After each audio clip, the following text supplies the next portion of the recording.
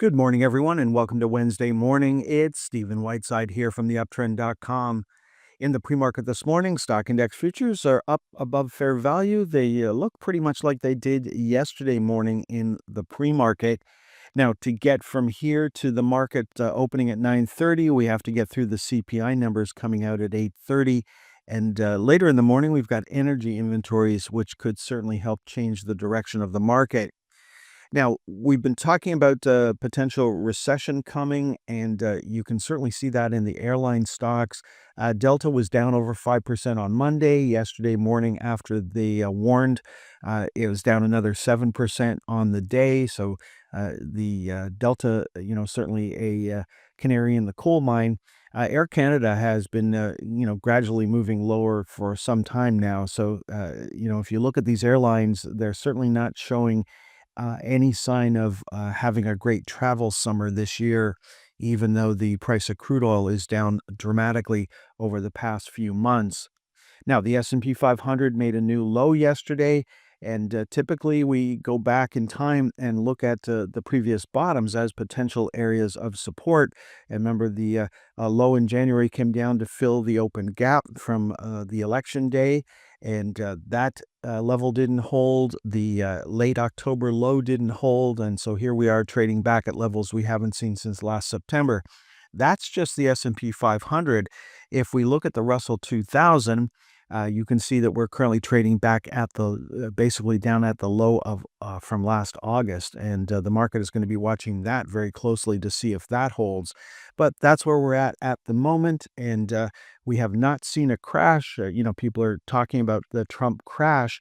We haven't had a crash just yet. We've certainly had a nice decline, and the decline has been more rapid than people are used to, but that's the way the market goes. The market drops faster than it typically rises. Now, to have a crash, I would expect the Dow to be dropping about 2,000 points or so. You're going to hear that circuit breakers are going off. You're going to hear that there's margin calls on certain institutions or individual investors. You're also going to hear about possible defaults of some major companies, and you'll probably hear the Fed show up. Yeah, so if we're going to have a crash, those are the type of things you expect to see, and we haven't had that so far. Circuit breakers really haven't been going off. Margin calls, I've heard about a couple of institutions having trouble having to liquidate positions, but we haven't had anybody not answer a margin call just yet. So we haven't had a crash. We've had a major decline. Back in '87, which is the first crash that I lived through, and did very well. Thank you to Brian Castleman, my broker at the time. During the crash of '87, we lost a major brokerage firm, and they were a major brokerage firm. E.F. Hutton was huge, and they used to sponsor the most important TV show regarding the stock market. That was Wall Street Week. So, you're sponsoring Wall Street Week every weekend, and you go out of business because of the stock market crash. That's not a good combination. So typically, when we look at markets moving, when we look at our price target chart, they usually move two lines at a time. And this chart is from last Friday. And you can see we were trying to hold this level. We're currently trading down. We haven't got all the way down to 40,625 just yet. But that's not a crash move to move two lines at a time. If we move down three or four lines, that would certainly be a crash. Now, our expectations are always that the market falls faster than it rises.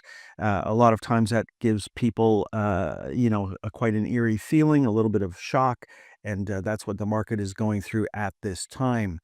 Now, one of the reasons the market has been pulling back so sharply over the past couple of weeks is the fact that it looks like we're going into a recession. And one of the ways that we can see that happening in front of us is just to look at, what people are buying at the moment outside of the stock market. So consumer discretionary stocks, those are represent products that we would love to have and, probably think about all the time, but they're not products you need to survive. Products you need to survive in a recession are consumer staples. So that is quite a divergence. You can see money going out of products we don't need, going into products we do need. And that is a big warning sign at the moment.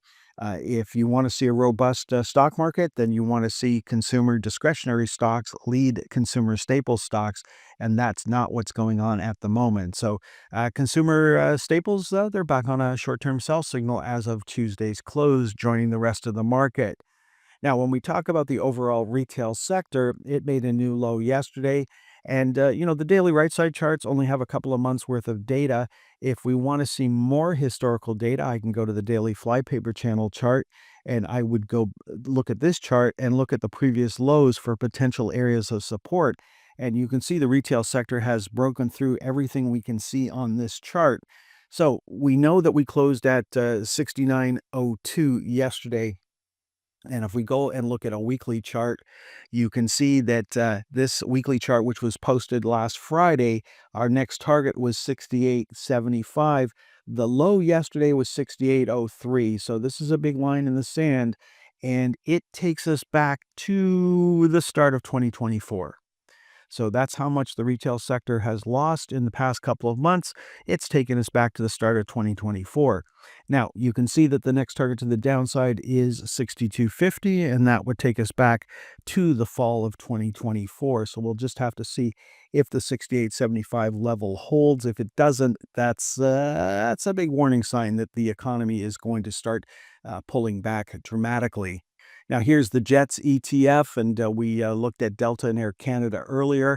But look at the hotel stocks. And anytime that you look at a sector of the market, there's usually, one stock that's going to really disappoint people, and then one stock that's going to outperform.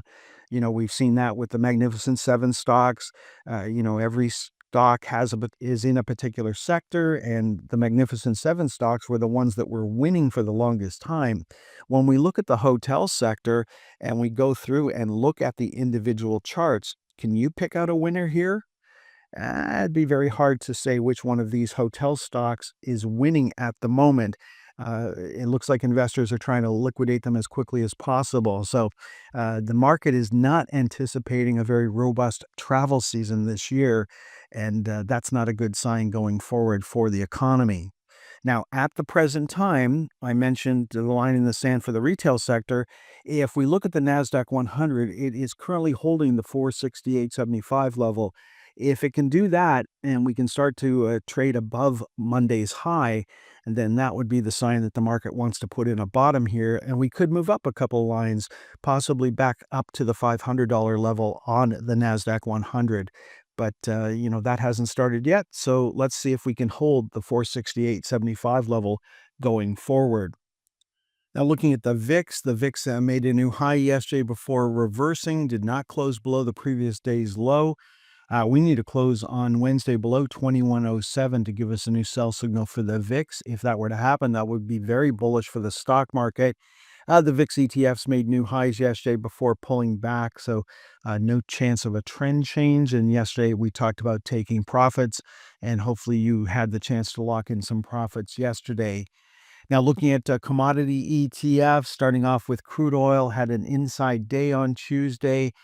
Gasoline, no movement there. And then natural gas is still on a buy signal. The price of copper still on a buy signal here. It popped 4 days ago, still holding, trying to break out above the February high. Gold is just trading water up here. Remember, you're up at the top of the panic zones. Looking at the cycles, we're expecting a move down. And of course, with all the tension in the world at the moment, there's money going into gold. But this is a very hard time to make new money in the gold market. The pros gave up control the other day, took it back yesterday. I'd be looking for a more significant pullback before I tried to trade the gold market once again. Of course, if you're a long-term investor, nothing has happened recently to kick you out of gold. But if you're a short-term trader, I would wait a while before trying to trade gold once again. Palladium, nothing going on here. Platinum's on a buy signal right now, moving up. The trade would be up to the recent high. And that's also true for the price of silver, which has been on a buy signal for 5 days now. Looking at Bitcoin and Ethereum, Bitcoin made a new low yesterday, trying to hold the 200-day moving average. Ethereum made a new low yesterday. The 200-day moving average is long gone for Ethereum. And then let's finish off with just a couple of stocks. In the Canadian market, there's a couple of stocks winning at the moment, and those are the pipeline stocks. What's not winning? Well, there's the Royal Bank making a new low for this move on Tuesday. In the U.S. market, Apple was down sharply yesterday. It's trying to hold the 218.75 level. It found support there back in January, and we'll have to see if that holds. That would not be a good sign if we started to break down below that low.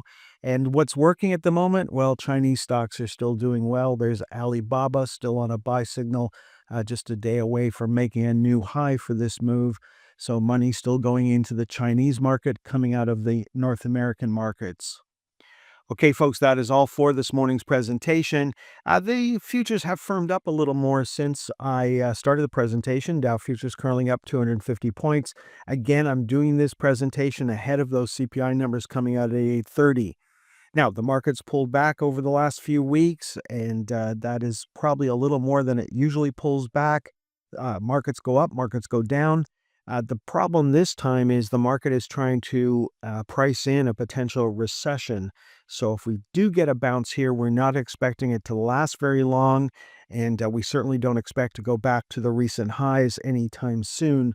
If we do get a relief rally here, again, it'll probably last just a couple of days, take us back up to, say, the $500 level on the NASDAQ 100, and then we would expect the selling to continue from that point. Neither of those things have started yet. We're looking to see if we can hold yesterday's lows, and if those lows don't hold, then we'll be looking for lower price targets from here. Have a great day. Next time you'll hear my voice is on Thursday morning. Thanks for tuning in until the very end of today's stock market timing educational video. If you found the content valuable, don't forget to express your support by hitting the like button, leave a comment, sharing with your friends, and subscribing to our channel for more insightful updates. Remember, in the world of stocks, timing is crucial, and following the trend can be your greatest ally.